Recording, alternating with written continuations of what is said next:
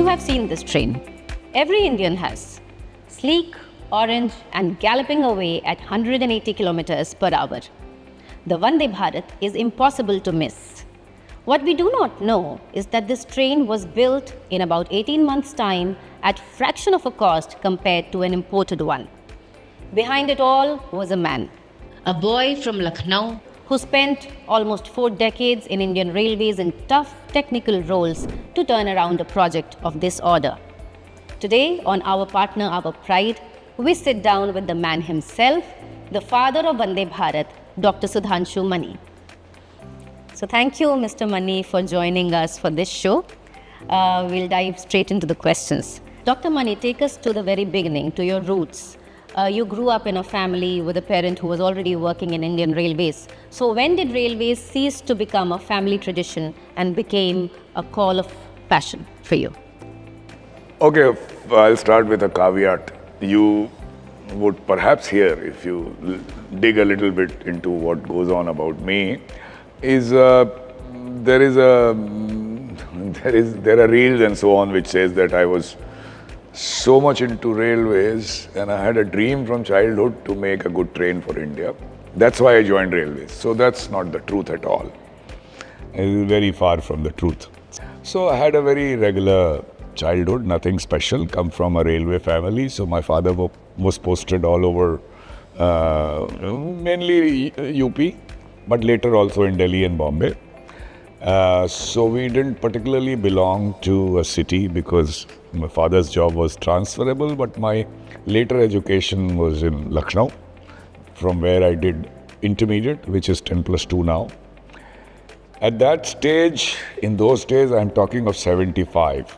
So even if you had many choices, those choices were not really available. You either went into medical line or engineering, or if you're not good in studies, permit me to say this, commerce or law. So since I was in the maths line, I appeared for engineering examinations. I qualified in IIT but didn't get a good branch. So I joined IIT Kanpur for a very short while, 3 days, left it, joined IIT, which used to be University of Roorkee. It's not IIT Roorkee. And then there used to be a scheme called SCRA, where railways employed successful candidates for 4 years training in mechanical engineering and then absorbed them as assistant mechanical engineers. And even in those 4 years, you got very fat stipend, so it was very attractive.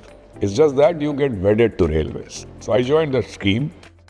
That college is in Bihar. It's near Bhagalpur. It's called Jamalpur. The scheme is no longer there.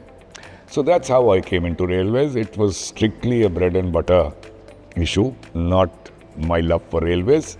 Yes, because I come from a railway family and traveled in railways a lot, albeit in luxury, because we traveled so many times in saloons and so on. But I remember I always used to be at the window and look at India passing you by, and the railway stations and how they were made, what kind of people came there, station names and so on. I used to remember them.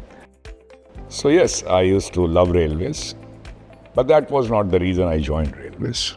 38 years down the line, and you've been through so many tough technical postings, as we hear, and a career that culminated as the GM, the General Manager for ICF Chennai. So for those of us who are not very well versed with what is it that an ICF does, can you summarize it for them? So let me first correct you. It's not really 38 years, it's 42 years, because if you count those 4 years in Jamalpur, that was also railways.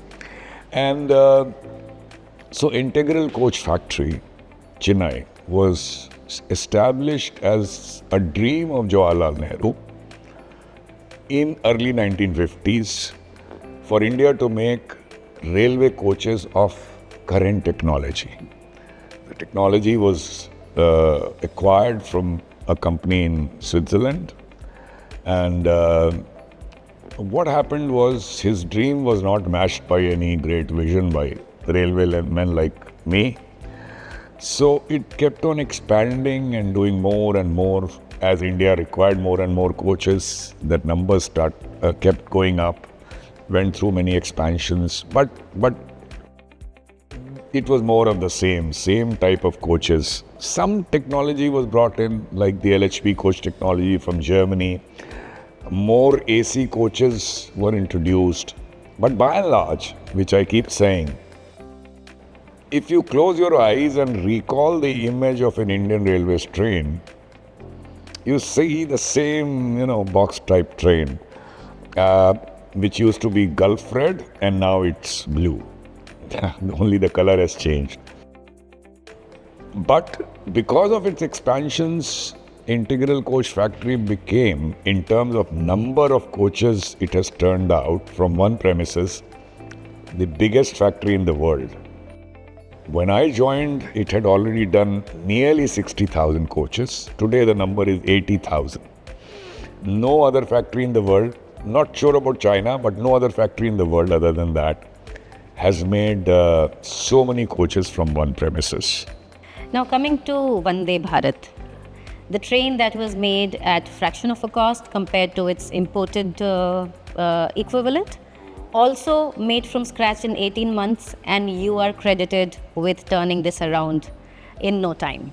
So take us through that journey, because it must not have been an easy one, convincing all the stakeholders for it, the highs and lows of that journey. Walk us through it, please. Right. So there were.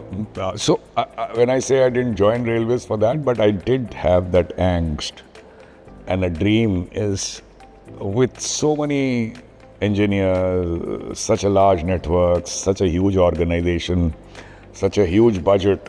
When is India going to have an aesthetically superior, technologically advanced, modern, speedier train? That was an angst which remained with me all my service life. I was, let's say, not senior enough or in the position to do much about it except talking about it. When I joined Integral Coach Factory, the first thing that I knew that if I had this dream and this angst, and if I did not do anything about it, heading arguably the largest factory in the world, then it was not a dream, it was a pipe dream. Then I ran into some great luck, fortune, and that was the staff, engineers there, designers, manufacturers, all these people having gone through years of transfer of technology in various products, had a dream to build a similar train which would run at 180 kilometers per hour, will have no engine and so on. A dream perhaps larger than mine. And they had the, if I can call it audacity, the chutzpah to try to do something new. They were bursting at their seams to do something. All they needed was somebody to come and channelize that energy, and so it became so easy because a very good team was there ready-made for me. So that made the job easy. The team chose itself, not based on any hierarchy. It was based on people who would go beyond the call of the duty to do something. Fortune again got a great team going. Half the battle was won then and there. No major project can ever boast of success in the first go. If it happens, you can always say it was because of good planning and so on, but there has to be a good element of luck. And this is the story in short. If I had to ask you for top 3 advice for all the young engineers who are entering Indian Railways and maybe other industries like ours today, what would be those top 3 advice? First thing is, in my whatever I write today, my videos, my interviews, you will find I'm very critical of what goes on in Indian Railways. But I always qualify it by saying that I love Indian Railways. So first advice, you must love your work. You must love the people you work with. You must love the organization you work for. First and foremost, if it's not happening to you, and unless it's a serious bread and butter issue, you should quit. Because otherwise you're doing a great disservice to the organization and to yourself, being stuck in a job that you didn't love. So number one is, as I said, just love your work, love the people you work with, love the organization you work for. Number two, so all of us have dreams, multiple dreams at times. And so don't be consumed by that dream. I always say there are 3-4 things which are more important than any dream of yours. Obviously, it's your family, your friends, your spirit, your health. Keep them in forefront. If they are in good health, if they are good, your work would automatically be good. But never let any dream die. Let it not be extinguished. Let it linger somewhere. A time will come for you to do something about it. And that is the time. Be patient, but that is the time that you must give it everything you have. And I stand as an evidence because I got to head the largest factory in the world when I was 57 years and 7 months old. I had 2 years and 5 months left. That was the time Indian Railways afforded me this opportunity to do something about it. And then I got this good team, and then I tried to give everything to it. Just remember the people's president, APJ Abdul Kalam's words. Beautiful saying when he says that a dream is not the thing that you see in sleep, but a dream is that thing that does not let you sleep. That is the time to give everything that you have. And since you said 3, like all old men, I have many advice, but I will say something is very important. And that is, how do you define success? You see, if you ask somebody what is success, the answer you would get is, so you do something, you are engaged into something, and there is an outcome of value. And that outcome of value is success. Somebody taught me that that's not success. If whatever you are doing, if you give it your commitment, your passion, your love, your hard work, your life, you cannot do more. You just cannot do more. So if you are happy with yourself that you have been able to do this, then you have succeeded. You are already successful. The outcome may not be of value. You may fail in that term, but with that kind of commitment and passion, you cannot go on failing. It may sound like a cliche, but it's the truth. It's true. Journey and destination. Right. So yeah, that is very important. Not to think of success and value, but to think of the job at hand and give it everything. So these are the 3 advice I would give to youngsters. Lovely. Yes. So. And I got it from somebody. It's not my original at all. Now my last question to you, and it is almost totally removed from railways. We know that you run an art gallery in Lucknow. So from railways to art gallery, and we've also learned some bit on the suffer movement. So how did it pan out? Railways for profession and art for passion. Put the picture together for us. Life does not equip an engineer. Engineering does not equip somebody to deal with life. Dealing with life is possible only through art and literature. And this is what I believe, because that teaches you so many nuances of life, nuances of human being, nuances of dealing with people. वो engineering से नहीं आ सकता. तो मेरी कोई education, I had no formal education in art or literature.